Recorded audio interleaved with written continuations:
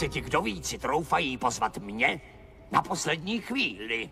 I kdybych jít chtěl, tak mám moc nabitý program. 16:00, nabrat se v sebelítosti. 16:30, zírat do propasti. 17:00, vyřešit hladomor, nechat si to pro sebe. 17:30, jazz gymnastika. 18:30, zvu se na večeři, to přece nemůžu odmítnout. 19:00, zápasit se sebepohrdáním. Jsem zadaný. Možná, kdybych posunul to pohrdání na 9, tak bych stihnul lehnout si do postele, civět na strop a podávat se šílenství. Ale co si mám vzít na sebe?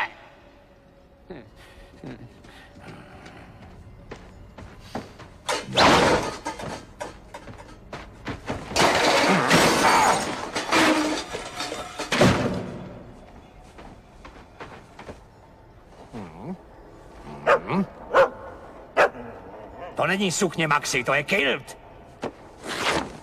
Úchyle. Směšné, ošklivé, to mi nesluší. To je k zblázení. Když nebudu mít co na sebe, tak zůstanu doma.